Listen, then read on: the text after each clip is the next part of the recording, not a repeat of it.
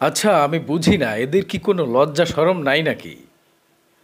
খোদা তাআলা কি এদের কোনো লজ্জা শরম দেয় নাই নাকি দিয়েছিল সেটাকে শরবত বানিয়ে গুলিয়ে খেয়ে ফেলেছে? কি সুন্দর স্লোগান দিচ্ছে দেখেন। চেয়েছিলাম হিস্সা হয়ে গেলাম বেশ্যা। সামান্য পরিমাণ লজ্জা শরম যদি থাকে এরকম খোলা জায়গায় রাজপথে দাঁড়িয়ে এই ধরনের স্লোগান দিতে পারে?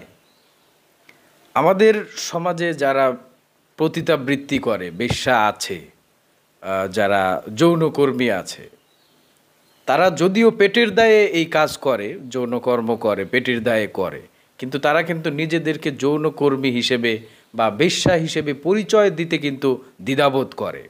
তারা সমাজের সামনে, লোকচক্ষুর সামনে বা খোলা জায়গায় যে কোনো জায়গায় কিন্তু তারা এই পরিচয়টাকে ঢেকে রাখার চেষ্টা করে। তারা যখন ওই তাদের ওই জায়গা থেকে যখন বের হয়ে যখন লোকালয়ে আসে, তারা কিন্তু নিজেদেরকে বেশ্যা বলে পরিচয় দেয় না।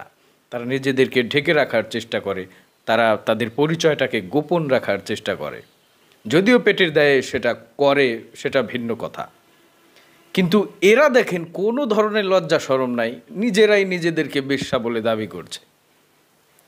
কি অবস্থা দেখেন, আর পেট পিঠ খোলা, অর্ধনগ্ন হয়ে নিজেদেরকে বেশ্যা দাবি করছে, তাও আবার রাজপথে দাঁড়িয়ে। কি সুন্দর ড্যান্স মারছে, নাচানাচি করছে আর নিজেদেরকে বলছে বেশ্যা।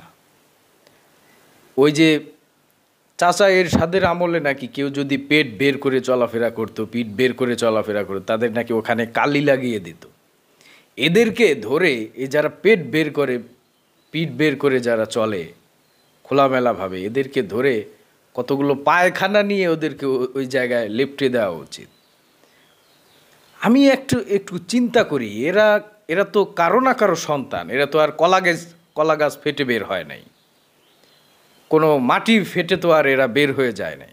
কারো না কারো থেকে তো এরা জন্ম নিয়েছে, কোনো মায়ের গর্ভ থেকেই তো জন্ম নিয়েছে, কোনো বাবার ঔরস থেকেই তো জন্ম নিয়েছে। তারা কি এসব দেখে না? ওদের কাঁচা কঞ্চি দিয়ে কি কষা পারে না? সকাল সন্ধ্যা কয়েকবার কাঁচা কঞ্চি দিয়ে কষলেই তো হয়। এই পুলিশ বাহিনী লাঠি একটা গরম করে, রড একটা গরম করে, এর যারা পেট বের করে যারা নিজেদেরকে বেশ্যা দাবি করছে, ওই জায়গায় কসকস করে কয়েকটা মারতে পারে না, তাহলেই তো এরা ঠিক হয়ে যায়। সামান্য